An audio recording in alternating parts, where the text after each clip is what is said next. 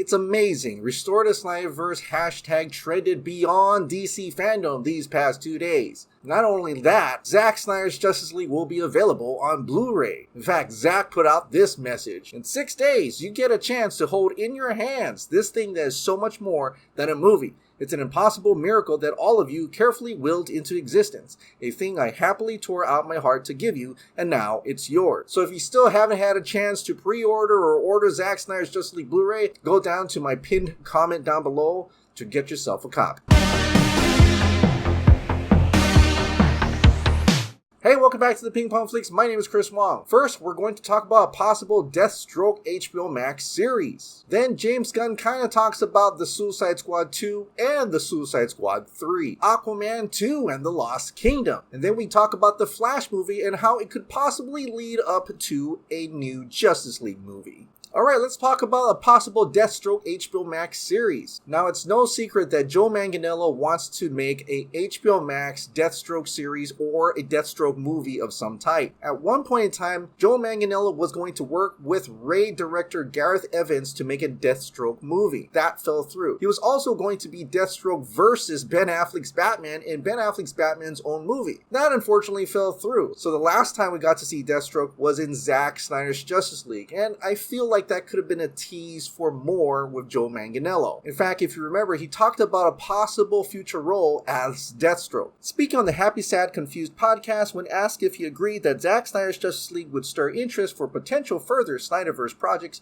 or even a Deathstroke HBO Max series, Manganiello commented, "I agree 100%. However you look at it, it's like, I think that's going to be exciting over continuing what Zack was up to. As for saying goodbye to Deathstroke, he teased, it's also not over currently. There are little irons that are in the fire." Well, today that hashtag show says they have an exclusive that there is going to be a Deathstroke HBO Max series. And we're all like, yes, finally Joe gets to reprise his role as Slade. Then you see the title. With Joe Manganiello not reprising his role for the series, who would you cast as Deathstroke? Wait a minute, what the hell is going on? I want Joe Manganiello's Deathstroke. That's the one we want. And man, he didn't work so hard to get the Deathstroke to not be Deathstroke in an HBO Max series. Come on. Now, I would have thrown this away, but I noticed another account talked about it and got retweeted by Daniel Rickman, Daniel RBK, an insider in Hollywood. Warner Bros. Is reportedly in very early pre-production on a Deathstroke HBO Max series, according to that hashtag show. It'll follow a contract of the week type format where Deathstroke will take on various contracts. I guess that's their version of the Monster of the Week type episodes, which,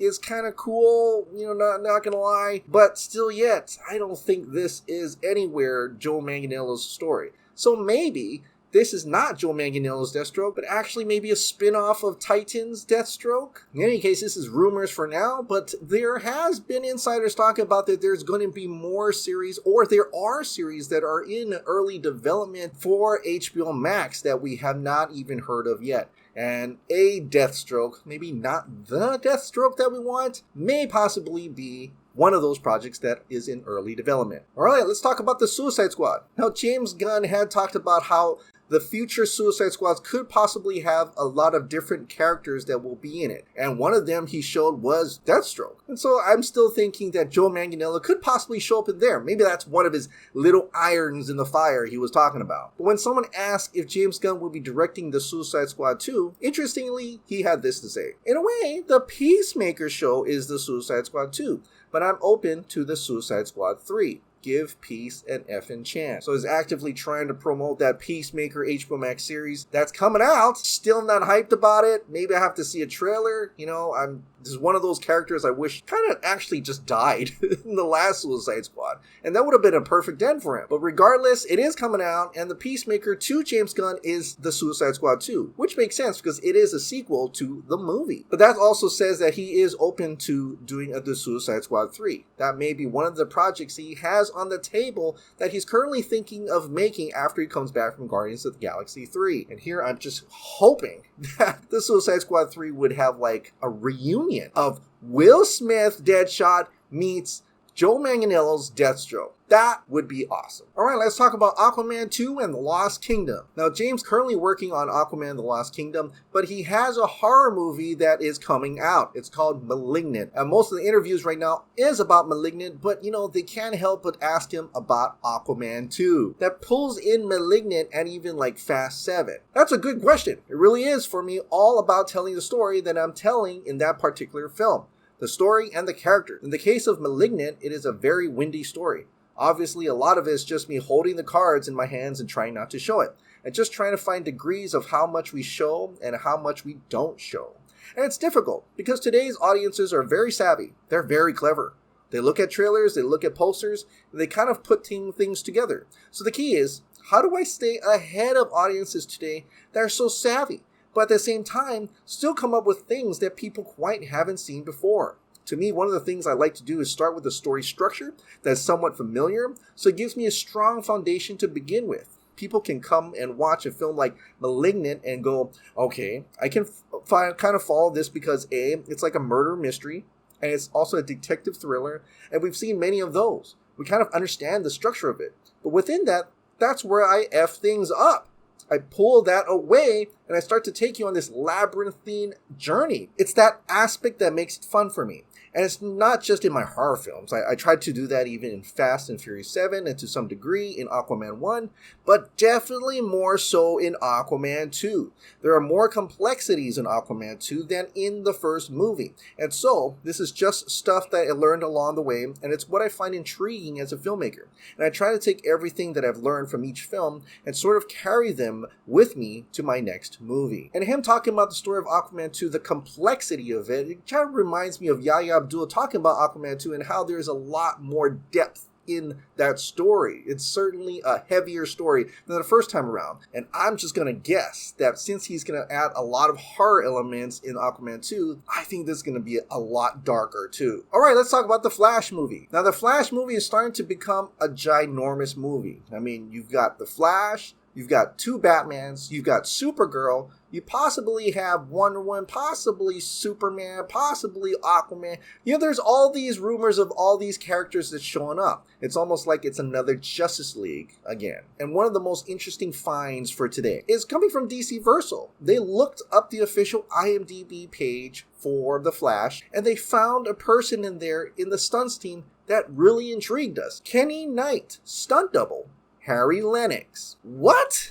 Harry Lennix? Now, it's a stunt double, not actually Harry Lennix, but the fact that they put stunt double for Harry Lennix is interesting. Whether that means Harry Lennix shows up in The Flash or not, that remains to be seen. But even having the stunt double who plays Harry Lennix could possibly mean they're including General Swanwick in the movie. General Swanwick is Martian Manhunter. And if they're actually including Martian Manhunter in the Flash movie, maybe there is a Justice League event at the beginning of the film to kick things off after all. Also, rumors that Andy Muschietti really likes Zack Snyder's Justice League, and after watching it, he wanted to include components of Zack Snyder's Justice League into the Flash movie? No, don't hype me up, please. And yes, this is IMDb, so take it with a huge grain of salt, but it's starting to sound really interesting. And what's interesting is that the original storyboards for Justice League 2 start off with the whole team working together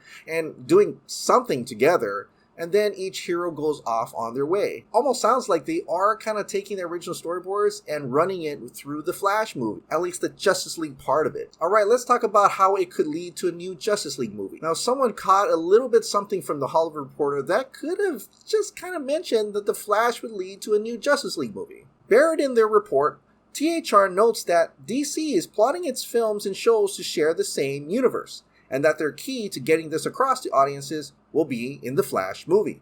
This shouldn't come as a huge surprise to DC readers considering the Scarlet Speedster proclivity for multiverse storylines, but the trade notes that the film will tackle the multiverse and is said to also lend clarity to the future of the Justice League. And that could make sense in just generalizing that after the Flash movie, there is going to be a new Justice League at some point in time. But in this case, they're saying, just like how I thought, that they're putting all their eggs into the Flash movie, hoping that something amazing will come out of it and to grow the universe further. including a new Justice League movie. And to add fuel to that, Scooper Ajib Art said this: yeah, Flash sets up a new JL movie, which could mean that they're holding off on saying there's a new Justice League movie until after the Flash movie. And what those plans are could coincide with what Charles Roven said, that there's not going to be a new Justice League movie for another couple of years, which could go into another subject that could be very